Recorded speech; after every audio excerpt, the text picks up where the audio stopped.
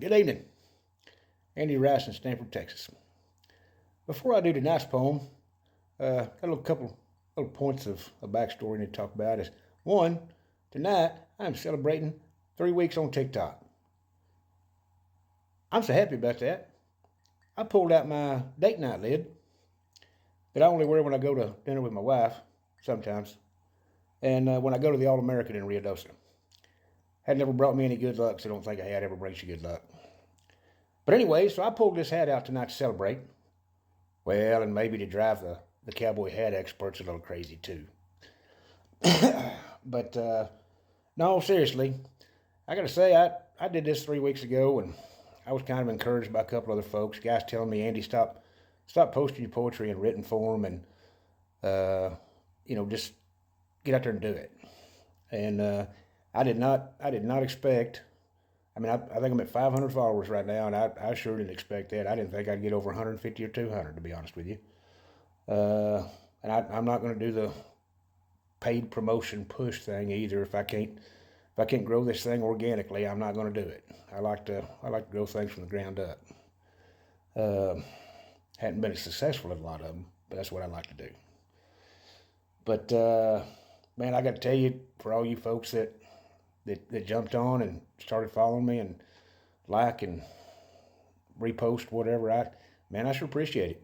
And so tonight I'm celebrating with you with my date night lid. It's going to make a lot of the TikTok haters happy or unhappy, and a cocktail. Here's to you. I'll be honest with you, I had a piece of different material planned tonight, and I got what drove all this, what I'm doing, this theatrics that I'm doing right now, what drove all this is when I got on TikTok, I knew there was a lot of this, you're not a cowboy, blah, blah, blah. And hell, old Dale Risby lives right over here down the road from me in Newcastle, and he stirs the pot quite a bit. But I didn't know I'd be a target of it. And I get up this morning and I'm checking my stuff while I'm having coffee, and it's user 74426 something.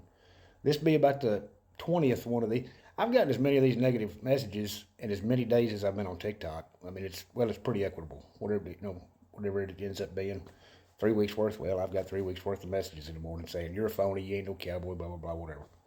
Well, hell, they're all right, and I'm going to tell you tonight's poem why they're right. But before I start going off on a rant, once again, thank you folks for following me, and I appreciate you. Oh, and one of the other reasons I joined TikTok. So for guys like Jake on here that follow me and I follow him back, who's a damn fine poet, here in Stanford every year is the Texas Cowboy reunion. And they do that on my birthday, June 30th, because I am Dale Brisby's mother's favorite cowboy, and she knows it, and he knows it, and that's why on June 30th they hold the Texas Stanford Cowboy reunion, because it's in honor of me. You bet. But anyways, they used to do a cowboy poetry gathering in Stanford during those deals, and they quit doing it a long time ago. And I think a lot of it was because of attendance. And I think a lot of the reason of the attendance was because I'm not knocking Don Edwards and Waddy Mitchell. I like old Don and all them, but I don't think the young people like the writers of the Purple Sage stuff all the time. You know what I mean? Honoring cowboy traditions and, with poetry and music's a great thing, but a lot of the classic cowboy poetry and cowboy music, the young folks just don't like. And to be honest with you, hell, I don't like a lot of it either. So anyways, one of the reasons I got on here too was to see what everybody else was doing and see if there were contemporary cowboy poets out there like me. I like to write about what I see today, what I see happening in the world, what's happened to me, how I got ran over 3 times in the alley the other day, or whatever, but contemporary stuff. And the committee here in Stanford's done a real good job of changing the music up and not just bringing in the same swing bands. Don't get me wrong, I'm a Bob Wills fan till I die. But I like a lot of new music too.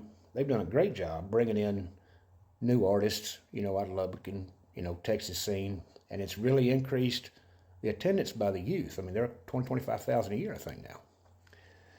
So, just as a note, I've talked to a couple people on the committee and trying to bring that back. You know, nothing's set in stone, but just would like to bring back contemporary cowboy poets that came in, you know, and do along with the art exhibition, you know, and try to convince the committee to bring it back. But I was going to use this as a way to gauge interest, is what I was going to do. But I digress. So, we're celebrating my 3 weeks on TikTok tonight, and we're celebrating all the TikTok cowboy experts. That's what this poem is about tonight. I actually wrote this in the pasture today. So hell, I'll get down to it. And I just want you to know, user 76244, no name, no face, you're right. I ain't no cowboy, and this poem's going to tell you why. Let me get a drink first. It's called Cadillac Cowboys. There sure is a lot of cowboy experts commenting on TikTok and these social media sites. Quick to tell you that you ain't no cowboy and that hat on your head just ain't right. Seems to me those profiles I look at is somebody with miniature cattle sitting on a lawn tractor. Yellowstone, all they talk about seems to be their major contributing factor. Well, those cowboy experts got me confused for something I never wanted to be. Hell, most days I look like an Ace Reed cartoon when cowboying, you see. My current occupation in life didn't end up going the way I planned as a kid. Shit, if it did, I'd be wearing a $10,000 lid.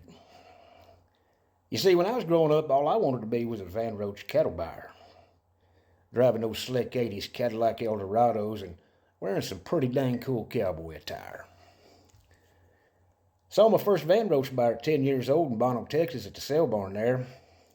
That cat sure was cool with confident swagger and a whole lot of damn flair.